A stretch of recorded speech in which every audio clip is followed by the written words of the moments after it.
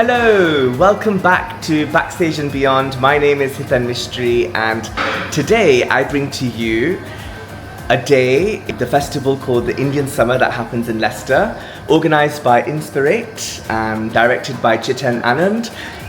An Indian Summer is a wonderful festival that happens across the city in different spaces, in theatres, in exhibition spaces, outdoor, and this year it's happening in the city centre at Jubilee Square.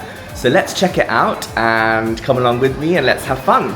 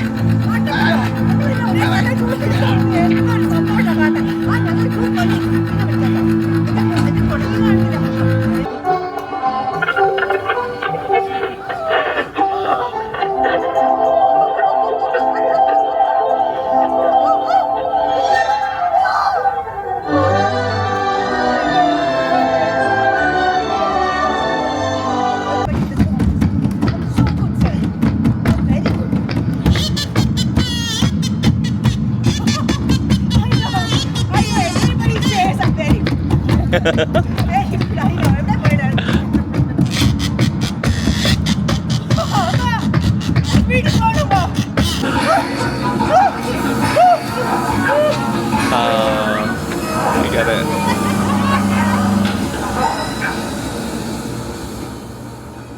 Well done. Here's your reward. Well done. Here's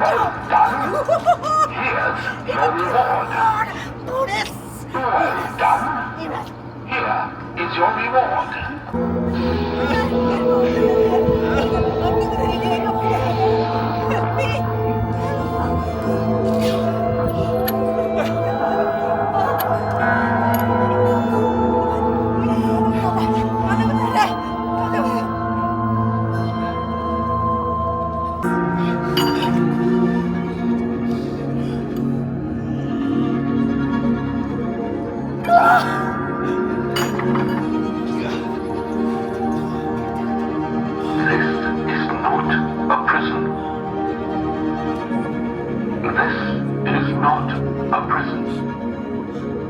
You are not in a prison.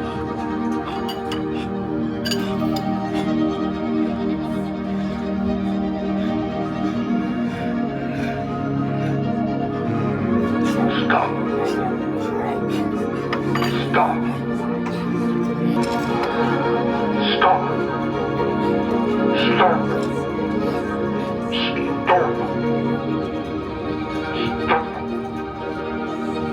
Stop.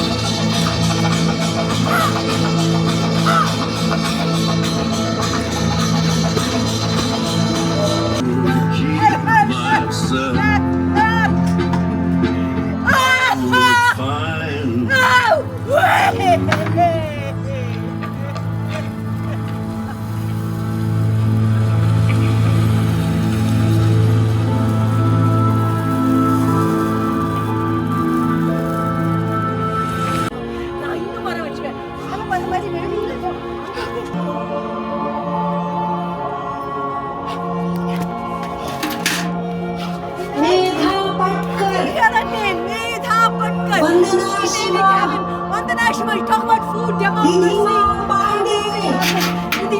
It's all these warriors. Not one person, all these women warriors. That's the story. Don't let it go to us. Marina Silva, the Kumari, she's made it happen with words. Greta Thunberg. Julia Butterfly Hill, Autumn Pelche, Marina Silva, all these names, they're all even Maya Rose Craig, Listen to them, don't let it go, Wes. Your turn now. Salumala Timboka, അമ്മയ്ക്കു വേണ്ടി ഒരു തൈ നടാം കൊച്ചു മക്കൾക്കു വേണ്ടി ഒരു തൈ നടാം 100 കിളികൾക്കു വേണ്ടി.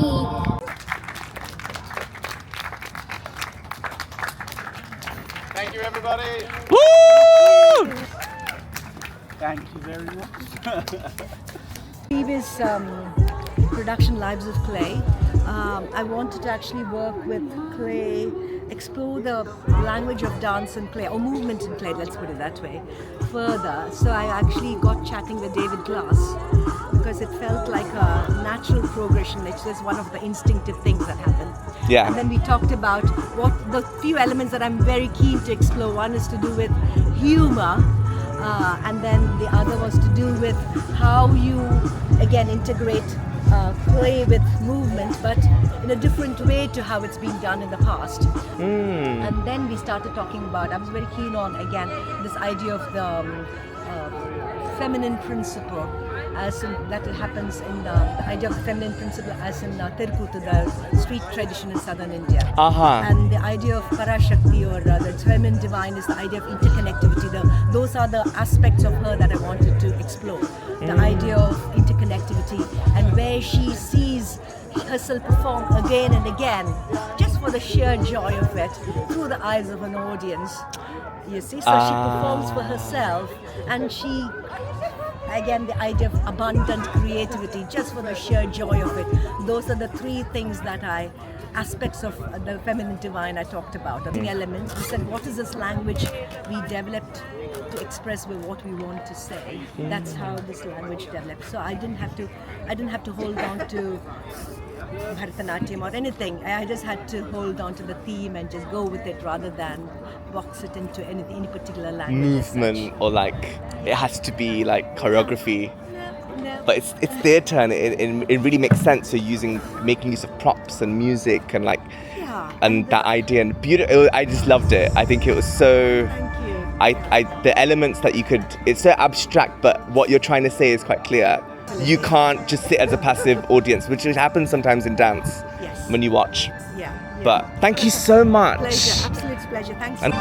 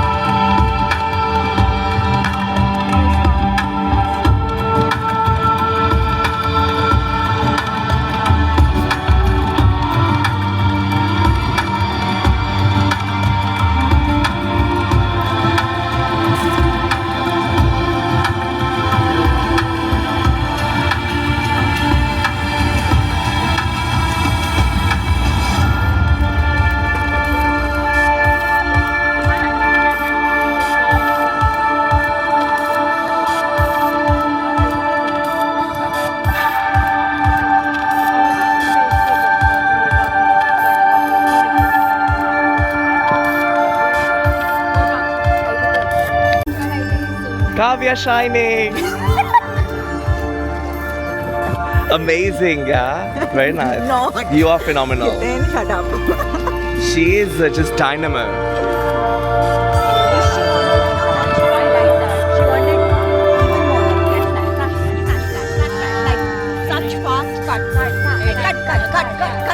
And the same in her way, but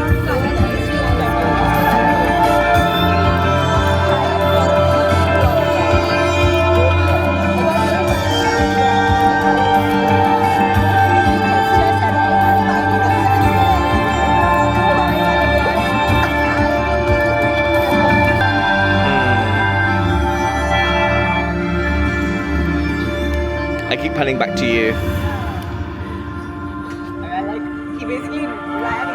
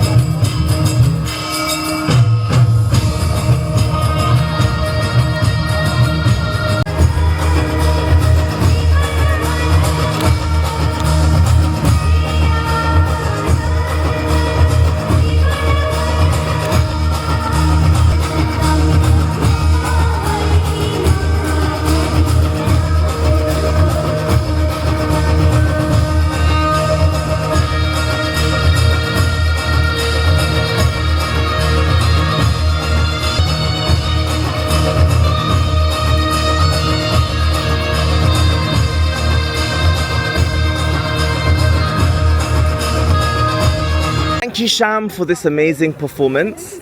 And yeah, please speak about what this show is about, the concept, and what made you want to create it. This work, Garb, came from a real deep desire to present good Garba outdoors, and I mean, Garba in the UK dance sector doesn't occupy the spaces that our Indian classical dance forms do. And how do you present a folk form in a different way that feels accessible to audiences, but at the same time really gives a renewed lens on it? And I think that was the root desire. And then as we entered R&D phases of the work back in 2023, we started discussing how there's such a rich kind of innate kind of meaning within the Garba form. It's called Garba for a reason. Its root word is Garb, which is why the work is called Garb. It talks about life within the womb innately in the work. We place the Garbo in the center as as an image of life within the womb, we rotate around the space. Why? Because the orbits of life cycles, and we all know this. We know Thalam. We know that Indian or Eastern concepts of time are cyclical.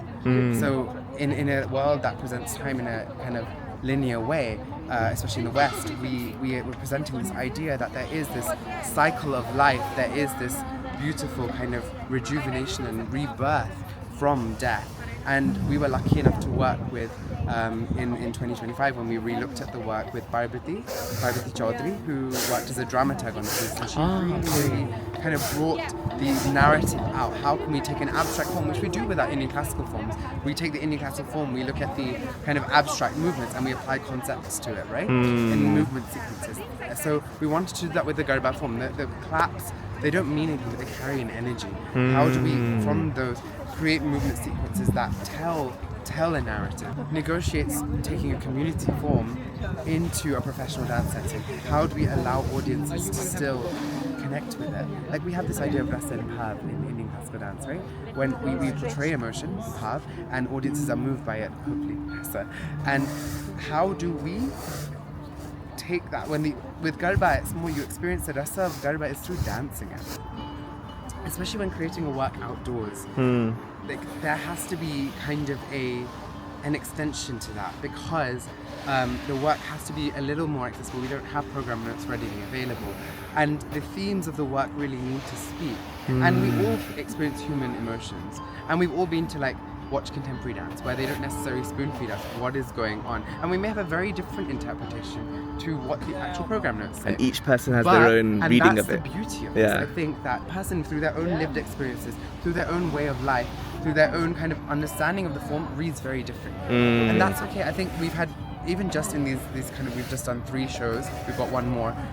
Even just in that, we've discussed so many different varied interpretations of the work, things that we hadn't even thought about. And what that does is we go back into the studio and it adds vitality into our process, because we're like, it enriches the process. We're like, whoa, how do we read this? How do we really understand this? How do we unpack this in a way that means that people understand what we're saying? Or is it okay for them to have that interpretation? What does that bring to the work? I think that's the beauty. And I think even in classical dancing, maybe we can learn from that, to stop also treading too carefully, even in like kind of white dance spaces, in spaces where we think that we have imposter syndrome and we're like, maybe we need to over-explain our work to get audiences to understand. Let the audiences come. Let them feel what they want. Yes. And if they are curious, they'll ask the right questions. Yeah. Or they'll do their research. I go to the Royal Opera House and I watch a ballet. I have no idea what's going on.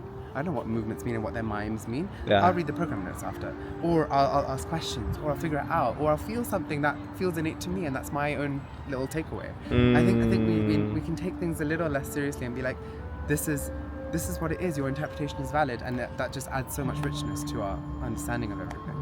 Because there's so much that comes from collaboration. I mean, this work is a collaborative effort. We need to have both kind of spend hours and hours piecing things together, with the beautiful dances, of course, because choreographer. And these conversations can just start so much. And this is why I'm doing Backstage and Beyond, because I feel like there's a less representation of South Asian arts, especially in the UK, on YouTube.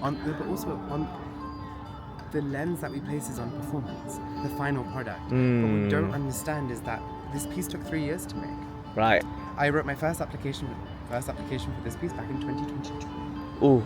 And I got funding in 23 beginning, and then all this time it's taken. I mean, I took breaks from it and stuff, which is healthy to do with work. But it's taken this much time, and in that time I'm like, oh my god, I need to get back to it.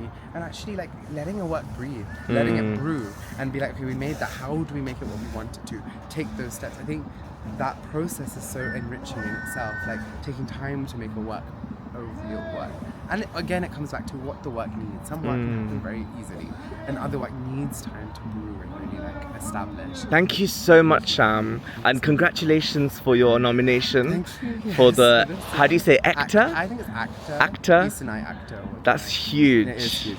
And I'm for this work, so, it is we all feel so special. proud, and keep going. Thank you. Great stuff. Thank you so much.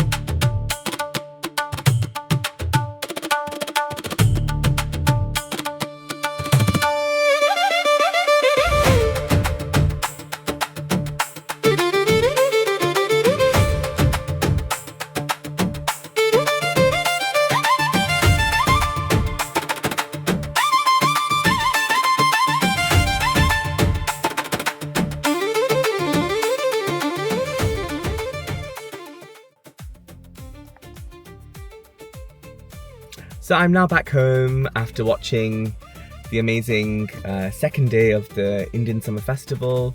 I could only go on today on the 5th of July because I was quite busy yesterday, but it's so nice to have this festival in Leicester with an array of activities in the entire area.